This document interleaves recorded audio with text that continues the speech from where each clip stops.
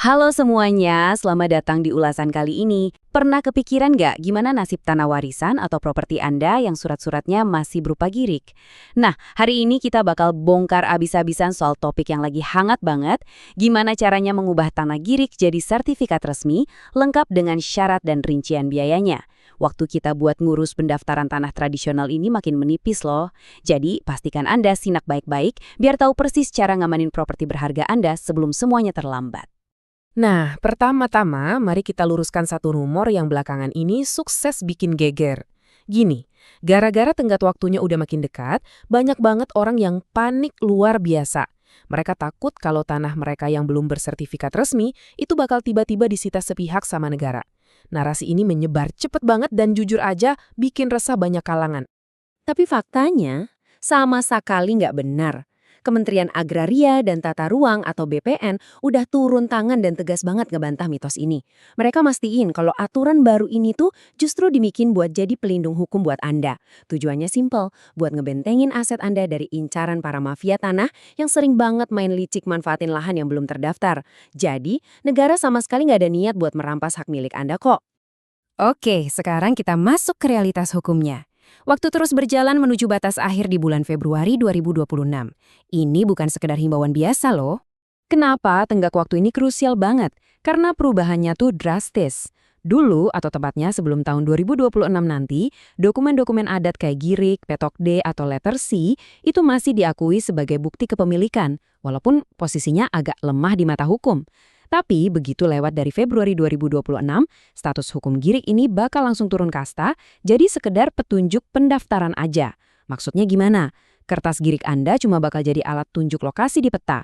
Dia nggak akan bisa lagi berdiri sendiri sebagai bukti sah kepemilikan kalau tiba-tiba ada sengketa di masa depan. Serem juga kan? Terus, solusinya gimana? Nah, mari kita bahas peta panduan dan syarat wajib buat ngurus konversinya. Jangan khawatir, birokrasinya bisa dilewati kok. Kuncinya ada di 5 poin wajib ini. Pastinya Anda butuh dokumen standar kayak KTP, kartu keluarga, bukti bayar PBB, dan pastinya lembar girik asli Anda. Tapi yang paling penting dan butuh perhatian ekstra itu ada di syarat nomor 4 dan 5. Anda wajib bikin surat pernyataan riwayat tanah dan surat tidak sengketa. Proses ini butuh banget yang namanya validasi sosial. Artinya, Anda harus dapat tanda tangan persetujuan dari tetangga yang tanahnya nempel langsung sama lahan Anda, plus pengesahan resmi dari Pak Kades atau lurah setempat buat ngebuktiin kalau Anda beneran menguasai fisik tanah itu. Setelah dokumen siap, kita bahas soal jalurnya.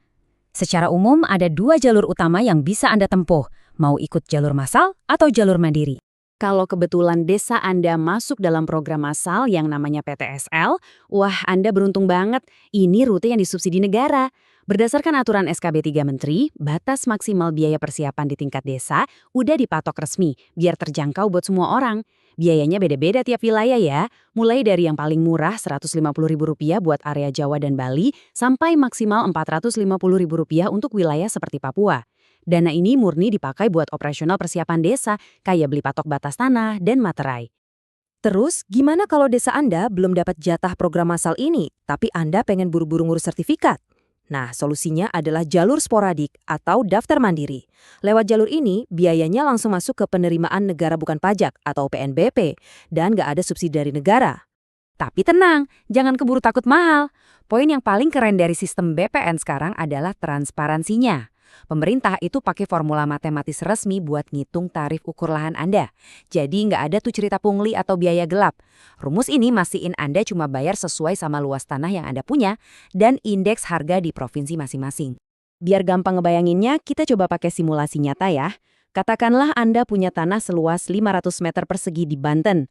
Coba tebak, berapa biaya ukurnya? Begitu dimasukin ke rumus BPN, biaya resmi buat tahap pengukuran sama petugas itu ternyata cuma sekitar Rp180.000. Murah banget kan?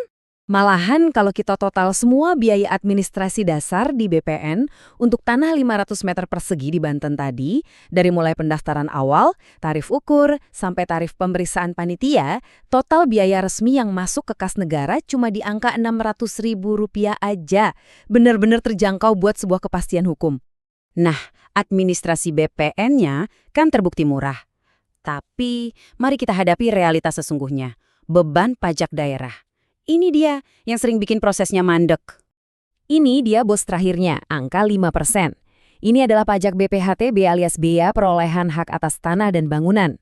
Karena mengubah status girig jadi sertifikat resmi itu dihitung sebagai peristiwa perolehan hak sama hukum pajak, Anda bakal kena tarif 5% dari nilai jual tanah setelah dikurangi nilai bebas pajak. Buat kebanyakan masyarakat, inilah rintangan finansial yang paling berat. Tapi jangan patah semangat dulu. Kabar baiknya, banyak pemerintah daerah yang ngerti masalah ini dan ngeluarin solusi yang luar biasa ngebantu. Coba kita lihat apa yang dilakuin sama kawasan Tangerang Raya. Mereka agresif banget kasih keringanan pajak biar warganya bisa ngejar tenggat waktu 2026. Kota Tangerang itu berani kasih diskon BPHTB sampai 50%, plus ngehapus 100% denda tunggakan PBB masa lalu. Yang lebih gila lagi, Pemkab Tangerang ngasih pembebasan total alias gratis 100% BPHTB khusus buat masyarakat berpenghasilan rendah yang lagi ngurus rumah pertamanya. Ini bukti nyata kalau kebijakan lokal itu bisa banget jadi jalan keluar. Sekarang kita udah bahas syarat, cara, sampai pajaknya. Pertanyaannya, apa hasil akhirnya buat Anda? Kenapa Anda harus ngurus ini sekarang juga? Ingat, punya sertifikat hak milik atau SHM itu bukan cuma soal pegang selembar kertas berharga. Pertama, sertifikat ini adalah tameng hukum mutlak yang bakal ngelindungin masa depan keluarga Anda dari mafia tanah. Kedua, sertifikat ini nyulap apa yang disebut modal mati jadi aset yang hidup. Tanah bergirik itu susah banget diterima bank, tapi begitu jadi SHM, Anda langsung bisa jadiin itu agunan buat modal usaha. Dan pastinya, dengan kepastian hukum yang kuat, nilai jual properti Anda bakal meroket tajam. Waktu nggak kerasa terus berjalan maju menuju Februari 2026. Era dokumen warisan kolonial emang udah harus berakhir. Dan kita lagi bergeser ke sistem pendaftaran tanah elektronik yang jauh lebih presisi dan aman. Jadi, coba tanyakan pada diri Anda sekarang. Apakah aset terbesar yang bakal Anda wariskan ke keluarga udah benar-benar aman secara hukum? Atau masih berstatus petunjuk di atas kertas girig? Jangan nunggu sampai batas waktu habis, ambil tindakan dari sekarang. Terima kasih udah dengerin ulasan kali ini, semoga bermanfaat dan sampai jumpa di pembahasan seru berikutnya.